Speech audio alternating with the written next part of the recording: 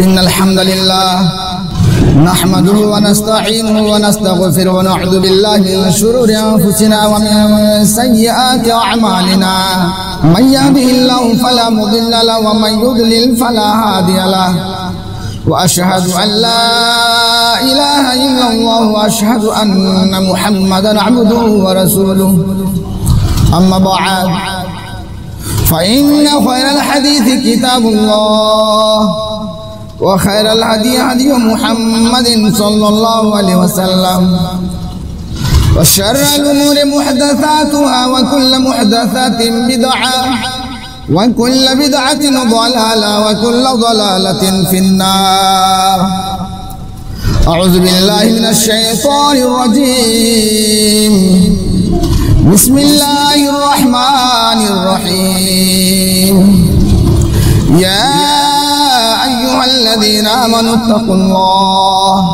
حق تقاته ولا تموتن إلا وأنتم مسلمون يا أيها الناس اتقوا ربكم الذي خلقكم من نفس واحدة وخلق منها زوجها وبث منهما رجالا كثيرا ونساء واتقوا الله الذي تساءلون به والأرحام إن الله كان عليكم رقيبا يا أيها الذين آمنوا اتقوا الله وقولوا قولا سديدا يصلح لكم أعمالكم ويغفر لكم ذنوبكم ومن يطع الله ورسوله فقد فاز فوزا عظيما وقال الله تبارك وتعالى ألم نجعل له عينين ولسانا وشفتين اللهم صل على محمد وعلى آل محمد كما صليت على إبراهيم وعلى آل إبراهيم إنك حميد مجيد اللهم بارك على محمد وعلى آل محمد كما باركت على إبراهيم وعلى آل إبراهيم إنك حميد مجيد محترم سامعین، اللہ سبحانہ و تعالیٰ کا بے پایا لطف و کرم ہے کہ آپ کے روبرو ایک خاص موضوع کو لے کر میں حاضر ہوا ہوں۔ اللہ سبحانہ و تعالیٰ سے دعا ہے کہ بار الہ اولاً مجھے اس پر عمل کرنے کی توفیق دے اور سامعین کو بھی توفیق عطا فرمائے۔ میں نے آپ کے سامنے سورۃ البلد کی آیت نمبر 8 اور 9 تلاوت کی ہے۔ بندوں کو اللہ رب العالمین بے شمار نعمتیں عطا کی ہیں، ان نعمتوں میں سے ان 2 آیتوں کے اندر 3 نعمتوں کا تذکرہ کیا ہے۔ الم نجعل له عینین، کیا ہم نے انہیں 2 آنکھیں نہیں دی؟ ولسانوں اور زبان نہیں دی؟ وشفتین اور 2 ہونٹ ہم نے عطا نہیں کیا؟ تو محترم بھائیو، نعمتوں کا تذکرہ کرنے کا مقصد اللہ رب العالمین کا یہی ہے کہ بندہ ہر اعتبار سے اللہ تعالیٰ کا عطا کردہ تمام نعمتوں کا وہ طالب ہے، اور ان نعمتوں کے سلسلے میں اللہ رب العالمین حشر کے میدان میں پوچھے گا، سوال کرے گا تو میں نے فلاں فلاں قسم کی نعمتیں تمہیں دنیا میں دی تھی، آنکھ کے ذریعے سے اللہ کی کتاب پڑھی، اللہ کی آیات کی تلاوت کی، اللہ کی نشانیوں کو تم نے دیکھا، دنیا میں عبرت کے لیے جو ہم نے نشانیاں بھیجی، ان نعمتوں کو تم نے صحیح استعمال کیا یا نہیں کیا؟ یا تم نے اس آنکھوں کے ذریعے سے فلم بینی کی اور طرح طرح کے فحاشیات و عریانیات میں ملوث رہے، ان آنکھوں کے ذریعے راتوں رات تم نے فلم بینی کی، تم نے صحیح استعمال آنکھ کو کیا یا نہیں کیا؟ وَلِسَانَهُ، اور یہ زبان محترم بھائیو، یہ خیر اور شر کا سرچشمہ ہے، یہ خیر اور شر کا زبان، یہی وہ زبان ہے जिसमें खैर भी है और शर भी है, और ये खैर और शर का मखजन है, फैक्ट्री और कारखाना है ये। इन जबान के जरिए तुमने किताबुल्लाह की तिलावत की या नहीं की, या इन जबान के जरिए हमेशा गीबत में लोगों के दिलों को ठेस पहुंचाने में और गीबत करने में, चुगलखोरी करने में, झूठ बोलने में, तोहमत बांधने में इन जबान को तुमने इस्तेमाल किया। वशफतैन, और आला कलमतुल्लाह की बुलंदी के लिए तुमने होठों को हिलाया या नहीं, हक गोई के लिए तुमने होठों को हिलाया या नहीं, बातिल परस्त के खिलाफ तुमने आवाज को बुलंद किया या नहीं किया। इन होठों को तुमने सच्चाई पर मबनी, हक पर मबनी कलिमात को तुमने इन होठों के जरिए अदा किया या नहीं किया, या गलत बयानी में तुमने होठों को हिलाया। ये तीन नेमतों का तज़किरा करके अल्लाह रब्बुल आलमीन आपसे ये वह कहना चाहता है कि ऐ बंदा खुदा, तुम अल्लाह से डरो।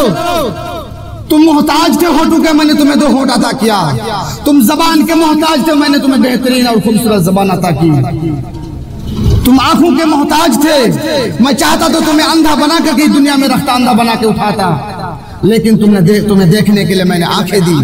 तुमने इन नेमतों को सही सही इस्तेमाल किया या नहीं किया। तो मोहतरम भाइयों, अल्लाह रब्बुल आलमीन ने दुरुस्त कलिमात से मना फरमाया है और सीधी सच्ची बातों को कहने का आदेश दिया, हुक्म दिया आपको। चुनांचे आप उठाइए सूरह अहज़ाब आयत नंबर 70 और 71, या अय्युहल्लज़ीना आमनू तक़ुल्लाह वक़ूलू क़ौलन सदीदा।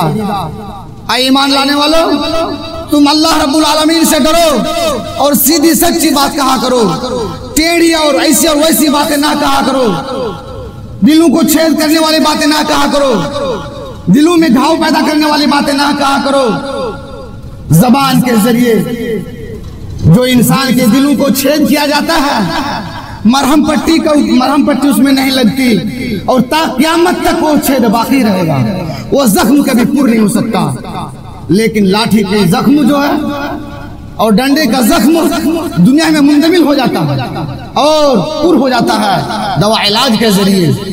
लेकिन इस जबान के जरिए से अगर दूसरों के दिलों को छेद करेंगे तो यकीन जानिए कभी भी मुंतमिल नहीं हो सकता और ना ही क़यामत तक वो जख्म पूर्ण होगा। बल्कि जब जब आपकी वो टेढ़ी और गलत बयानी उन्हें याद आएगी, दिल उसका रोएगा। इसलिए मोहतरम भाइयों, अल्लाह रब्बुल आलमीन ने फरमाया है, ऐ ईमान वालों, अल्लाह से डरो, वक़ूलू क़ौलन सदीदा, और सच्ची बात कहा करो। युस्लिह लकुम अमालकुम, सीधी सच्ची बातें कहने से आपको फायदा यह होगा कि अल्लाह रब्बुल आलमीन आपके अमाल को दुरुस्त फरमा देगा, व यग़फिर लकुम ज़ुनूबकुम, और आपके गुनाहों को मुआफ़ फरमा देगा। तो मोहतरम भाइयों, ये ज़बान अपने जिस्मानी एतबार से बहुत ज्यादा अहमियत रखती है। ये आज़ा व जवारे के एतबार से बहुत ज्यादा इनकी अहमियत है। तमाम तर आज़ा हाथ जोड़कर इस जबान से कहती है। उठाइए, तिरमिज़ी शरीफ की सही दर्जे की रिवायत है, अल्लामा नासिरुद्दीन अलवानी ने हदीस को सही करार दिया है। रावी हदीस हजरत अबू दरदा रज़ियल्लाहु ताला अन्हु हैं।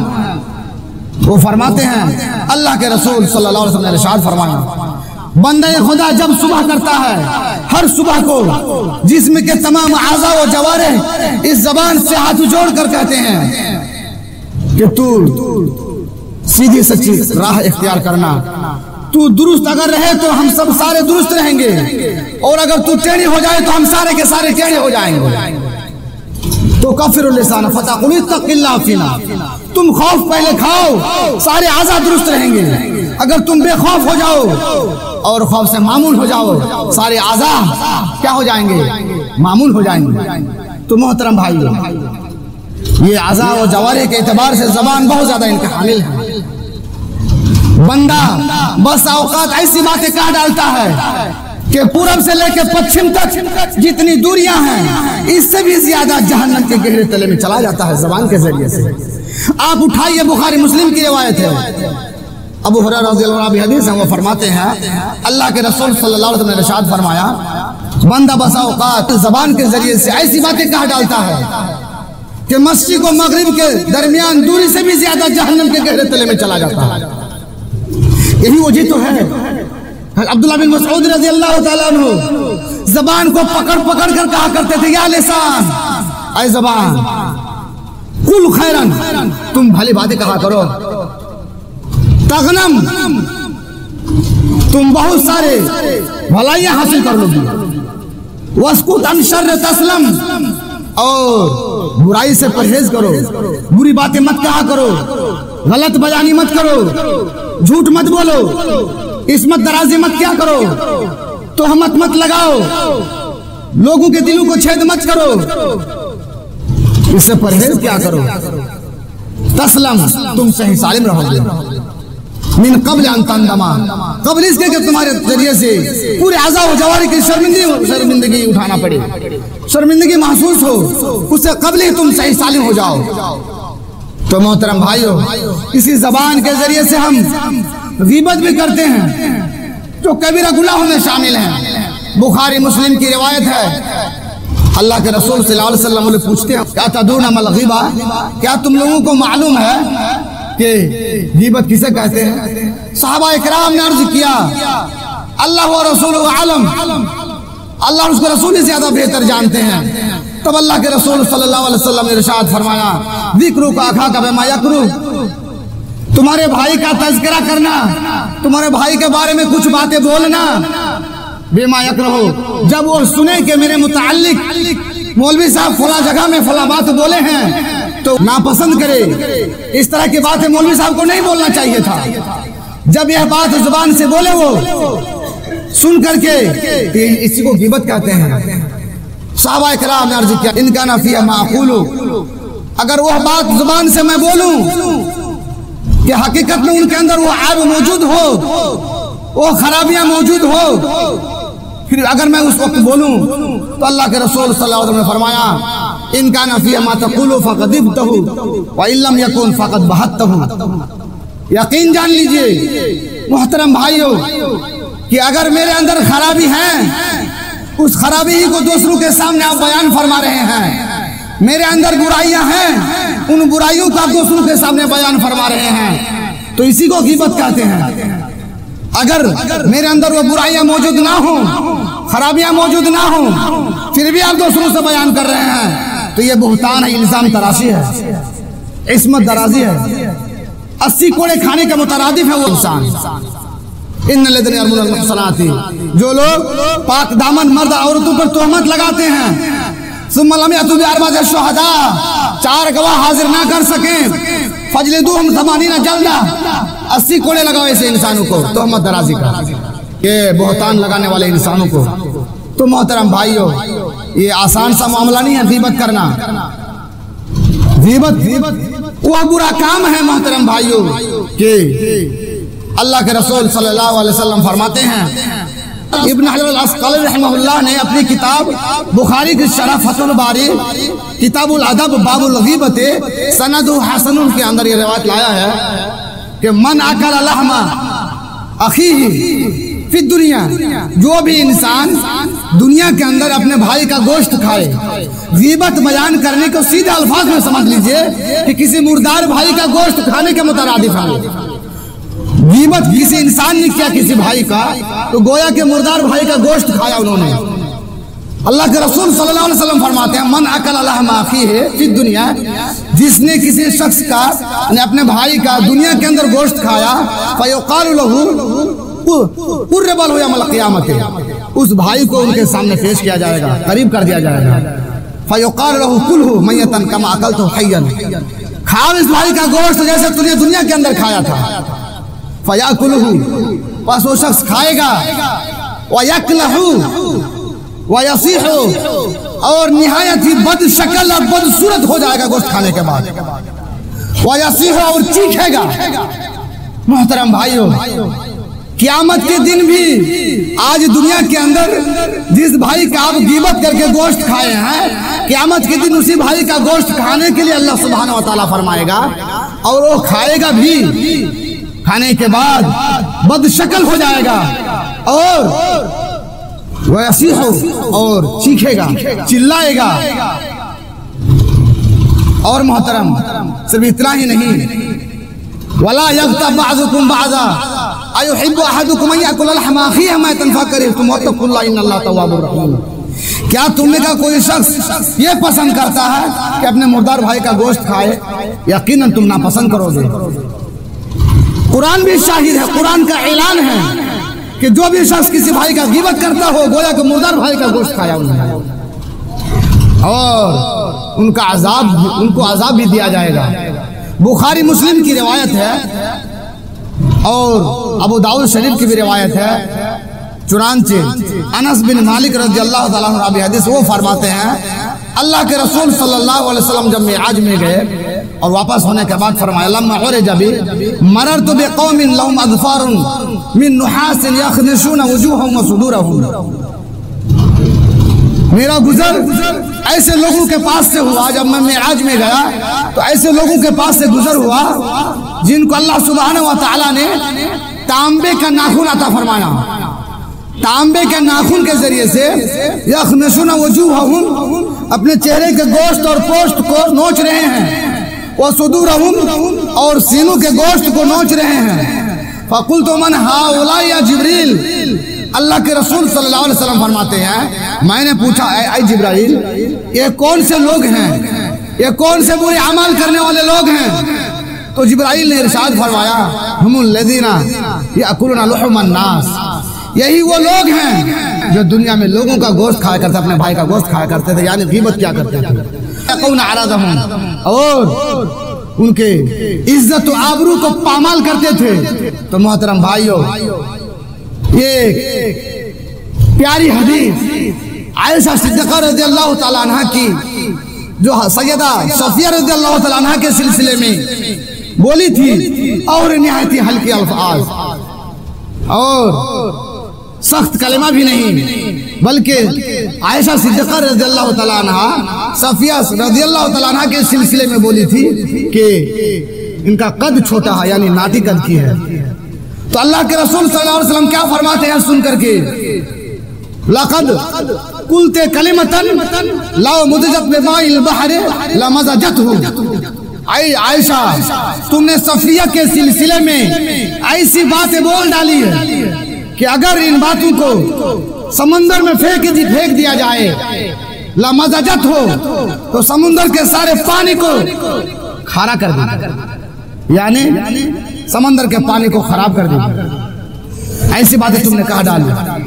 एक कलिमा जो सफिया रज़ियल्लाहु ताला अन्हा कद की नाटी औरत है, सिर्फ इतनी बात कहने से माअज़ल्लाह आज हम दुनिया में ना जाने अपने भाइयों के मुताल्लिक, बहनों के मुताल्लिक, समाज और मुआशरे में और सोसाइटी के लोगों के मुताल्लिक न जाने कितनी तरह की हम बातें कह डालते हैं, उनकी ऐबजोई करते हैं, उनकी बुराई और गंदगी दूसरों के सामने हम बयान करते फिरते हैं, उनके ऐबों को दूसरों के सामने हम बयान करते रहते हैं। तो न जाने हमने कितने मुर्दार का गोश्त खाया, न जाने अल्लाह सुब्हानहू व तआला क़यामत के दिन जहन्नम में डाल करके कितनी तरह की अज़ाब और तकलीफ से हमें आजमाएगा। मोहतरम भाइयों, इतनी ही नहीं बल्कि अल्लाह के रसूल सल्लल्लाहु अलैहि वसल्लम ने इरशाद फरमाया। क्या इरशाद फरमाया? अबू हुरैरा रज़ियल्लाहु अन्हु हदीस में वो फरमाते हैं अल्लाह के रसूल सल्लल्लाहु अलैहि वसल्लम दो कब्र के सामने से गुजरे और गुजरते हुए फरमाया इन्नहुम ला युअज़्ज़बान, इन दो कब्र वालों को अजाब दिया जा रहा है। वमा युअज़्ज़बान फी कबीरिन, और किसी दो बड़े गुनाहों की वजह से अजाब नहीं दिए जा रहे हैं दोनों को, बल्कि अल्लाह के रसूल सल्लल्लाहु अलैहि वसल्लम फरमाते हैं फ़अम्मल अव्वल, पहले को इस वजह से कब्र में अजाब दिया जा रहा है एक इंसान को कि यमशी बिन नमीमा, वो चुगलखोरी क्या करते थे, वकाना ला यस्तंज़िहु मिन बौलिही, और दूसरा शख्स पेशाब के छींटों से नहीं बचते थे। इस हदीस से मालूम हुआ कि चुगलखोरी करने की वजह से कब्र में अजाब दिया जा रहा है, कब्र में अजाब होगा। चुगलखोर इंसान जन्नत के अंदर दाखिल नहीं होगा। बुखारी मुस्लिम की रिवायत है ला यदखुलुल जन्नत नम्मामुन, और दूसरी रिवायत के अंदर है ला यदखुलुल जन्नत क़त्तातुन, चुगलखोर कभी भी जन्नत में नहीं जाएगा। चुगलखोरी भी हम इसी ज़बानी के जरिए से करते हैं। मोहतरम भाइयों, इस ज़बान को कंट्रोल करना होगा, ज़बान को सही इस्तेमाल में लाना होगा। यह ज़बान अगर खैर के साथ खुलती है तो एक नाबीना इंसान बीना वाला हो जाता है। यह ज़बान अगर शर के साथ खुलती है तो एक बदकार औरत को मुंह देखने पर इंसान कादिर हो जाता है, मजबूर हो जाता है। इमाम बुखारी रहमतुल्लाह अलैह नाबीना थे। उनकी माँ बार बार तहज्जुद के एहतमाम क्या करती थी और बार अल्लाह से दुआ इस्तिग़फ़ार क्या करती थी कि रब्बुल आलमीन हमारे बेटे इस्माइल को, हमारे बेटे इमाम बुखारी रहमतुल्लाह अलैह को बिनाई अता फरमा। ख्वाब में फिर देखती है सुबह होते हुए कि बिनाई अल्लाह ने अता फरमा दिया। इससे मालूम हो ज़बान अगर खैर के साथ खुलती है तो नाबीना इंसान बिना हो जाता है, और ज़बान शर के साथ अगर खुलती है तो बदकार औरतों का मुंह देखने पर इंसान मजबूर हो जाता है। जुरैज का वाकया को आप उठा लीजिए, जो वो लंबी चौड़ी बुखारी की रिवायत है। मोहतरम भाई, बद्दुआ कर देती है उनकी माँ 3 दिन आपको वापस जाने पर। फिर आबिद जाहिद जुरैज एक बदकार औरत का मुंह देखने पर मजबूर हो जाते हैं। ये लंबी चौड़ी बुखारी की रिवायत है मोहतरम भाई।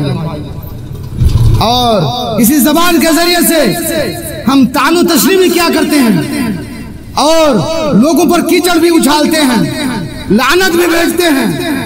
जब कोई इंसान लानत भेजता है, इदा लाना शय्यन सईदती समाओ इला समाओ, जब इंसान किसी दूसरे के ऊपर लानत भेजता हो तो वो लानत का कलिमा आसमान तक पहुंचती है, और आसमान तक पहुंचने के बाद वो ताबे तो इला अर्ज़, फिर दुनिया में वापस भी आ जाती है।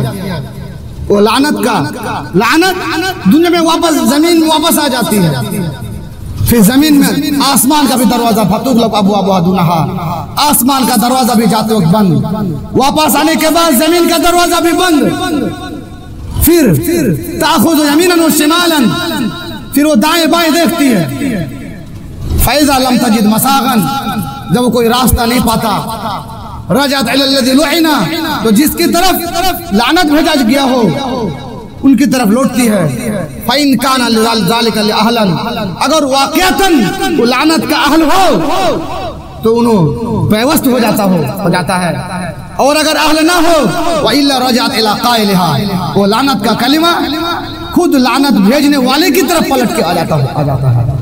इससे मालूम हुआ लानत का कलिमा इंसान इसी ज़बान के जरिए से, लान तान का कलिमा इसी ज़बान के जरिए से इंसान करता है। अगर वो इंसान अहल हो तो वापस चला जाता हो, लेकिन अगर उसका अहल नहीं है तो मोहतरम भाइयों लानत भेजने वाले की तरफ पलट के आ जाता है।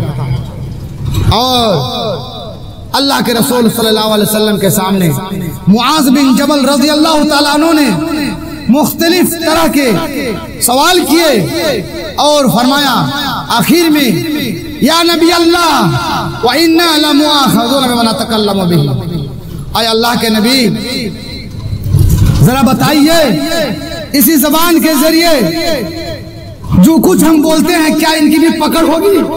क्या अल्लाह रब्बुल आलमीन इसका मुआख़ज़ा करेगा, पूछगछ करेगा, बाज़पुरस होगी इस ज़बान से? क्या हम पकड़े जाएंगे इस ज़बान के जरिए? तो अल्लाह के रसूल सल्लल्लाहु अलैहि वसल्लम ने इरशाद फरमाया, सकिलत का उम्मुका, तुम्हारी माँ तुम्हें गुम पाए, वहल यकुब्बु नास फिन्नार अला वजूहिहिम इल्ला हसाइदु अलसिनतिहिम, अक्सर इंसान इसी ज़बान के जरिए गलत बयानी, गीबत करने, चुगलखोरी करने, झूठ बोलने, तोहमत और इस्मत दराजी करने और दिलों को छेद करने की वजह से अक्सर लोग जहन्नम की गहरे तले में चले जाएंगे। इल्ला हसाइदु अलसिनतिहिम। तो मोहतरम भाइयों, ये ज़बान यकीन जानिए तो वो खतरनाक चीजें हैं, ये सूर्य अमल में से शामिल हैं। तभी तो अल्लाह के रसूल सल्लल्लाहु अलैहि वसल्लम ने फरमाया, इस ज़बान को अगर तुम कंट्रोल करोगे, ज़बान को सही इस्तेमाल में लाओगे, तो मैं तुम्हें जन्नत का सर्टिफिकेट देने के लिए तैयार हूँ। जन्नत का जामिन हूँ मैं, जन्नत में दाखिला का मैं जामिन बनता हूँ। मैं यज़मनु ली मा बैन लिहिही व मा बैन रिजलिही अज़मनु लहुल जन्नह। जो शख्स शर्मगाह को गलत जगहों में इस्तेमाल ना करने का जमानत देता हो, जो शख्स ज़बान को सही इस्तेमाल करने की जमानत देता हो, गलत इस्तेमाल ना करने का अहद करता हो, तो मैं उसका जामिन बनता हूं कि मैं जन्नत के अंदर दाखिल कराऊंगा उसे, अल्लाह से सिफारिश करके। मोहतरम भाइयों, आप नमाज पढ़ेंगे, ज़बान को सही इस्तेमाल में नहीं लाएंगे, आप जहन्नम में जाएंगे। रोजा रखेंगे, ज़बान को सही इस्तेमाल में नहीं लाएंगे, जहन्नम में जाएंगे। सदका व खैरात क्या करेंगे, ज़बान को सही इस्तेमाल में नहीं लाएंगे तो जहन्नम में जाएंगे। आप मुस्लिम शरीफ की एक रिवायत को आप उठाइए, हज़रत अबू हुरैरा रज़ियल्लाहु अन्हु हदीस हैं, वो फरमाते हैं अल्लाह के रसूल सल्लल्लाहु अलैहि वसल्लम के सामने एक खातून का तज़किरा किया गया, जो खातून कसरत से नफिल नमाज पढ़ती हैं, कसरत से तहज्जुद का एहतमाम करती हैं, कसरत से रोजे रखती हैं, कसरत से सदका व खैरात भी क्या करती हैं, बहुत ज्यादा नमाजें, बहुत ज्यादा रोजे और बहुत ज्यादा नफिल का एहतमाम करती है, लेकिन साथ ही साथ पड़ोसियों को तकलीफ भी देती है ज़बान के जरिए से। तो अल्लाह के रसूल सल्लल्लाहु अलैहि वसल्लम ने फरमाया ला खैरा फीहा हिया मिन अहलिन नार, उसमें कोई भलाई नहीं है। नमाज पढ़ने के बावजूद भी अल्लाह के रसूल फरमाते हैं कोई भलाई नहीं है, रोजे रखने के बावजूद फरमाते हैं कोई भलाई नहीं है, सदका व खैरात करने के बावजूद फरमाते हैं उसमें कोई भलाई नहीं है, हिया मिन अहलिन नार, वो जहन्नमी औरत है। और एक और खातून के सिलसिले में बयान किया गया अल्लाह के रसूल सल्लल्लाहु अलैहि वसल्लम के सामने, जो बहुत ही कम नमाज पढ़ती है, बहुत ही कम रोजे रखती है और पनीर से सदका खैरात करती है, लेकिन ज़बान को सही इस्तेमाल में लाती, कभी भी किसी औरत को या किसी भी इंसान को ज़बान से तकलीफ नहीं पहुंचाती है। तो अल्लाह के रसूल सल्लल्लाहु अलैहि वसल्लम फरमाया या मिन अहलिल जन्नह, वो जन्नती खातून है। तो मोहतरम भाइयों, अल्लाह रब्बुल आलमीन से दुआ है कि बारे इलाहा हम सभी सामईन को ज़बान पर कंट्रोल करने की तौफीक अता फरमा। हम सभी भाइयों को ये अल्लाह ताला ने जो ज़बान की शक्ल में नेमतें दी हैं, इन नेमत को सही इस्तेमाल में लाने की तौफीक अता फरमा। बारकल्लाहु लना व लकुम फिल कुरानिल अज़ीम व नफ़अनी व इय्याकुम बिल आयातिल हकीम इन्नहु तआला जवादुन